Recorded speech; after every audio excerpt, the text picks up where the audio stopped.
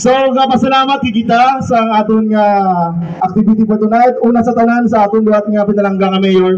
Mayor Benji Miranda, Mayor, salamat kid. Of course, sa aton Vice Mayor Nick Psycho. Upo sa aton mga members sa aton City Council and the rest sa aton syudad. I know ang tanan nag-enjoy sa aton nga lights on ceremony. Samtang ga muni-muni kamo dira, ga pictorial and everything. We love tonight our vlogging contest. The very purpose of this vlogging contest, of course, is to promote sa aton mga local tourist destinations and attractions sa Kabangkalan. Kabalo kita nga hindi tanan inyo nakatuan. So later makita nyo basi may ari kamo nga makibot kamo nga may ari gili sini sa Kabangkalan. So isa sa mga handom sa aton mayor is to promote gate sa aton turismo sa aton syudad. Ginapaningwaan ni gina nga ma-elevate no kay kabalo kita ang turismo dako kayo sang iyang contribution when it comes sa aton nga economic no, sa aton ekonomiya. So basta magsilingan na kita tourism ang ginaigo yan dayon ng aton nga ekonomiya sa aton syudad. Of course, makadto diri mga turista, matulog sila, makaon sila, mabisita sila.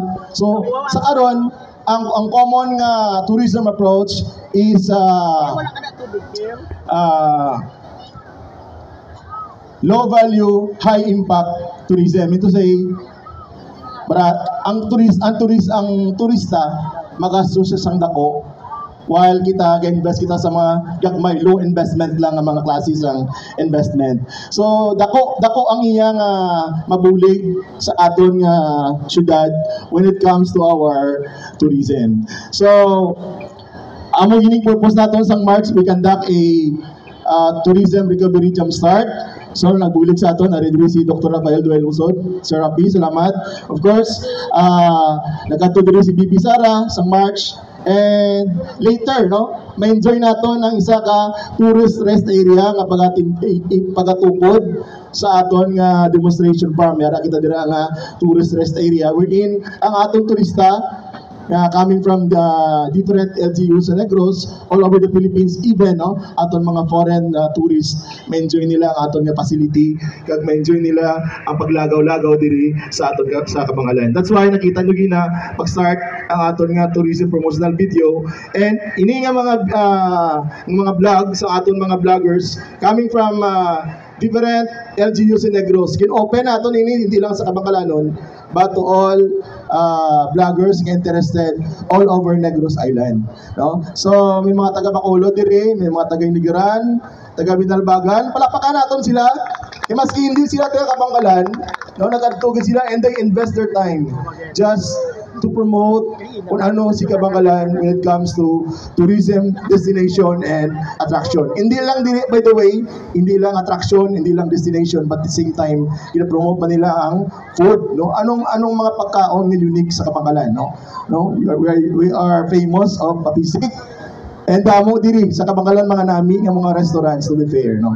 Ano pa? Mga culture, mga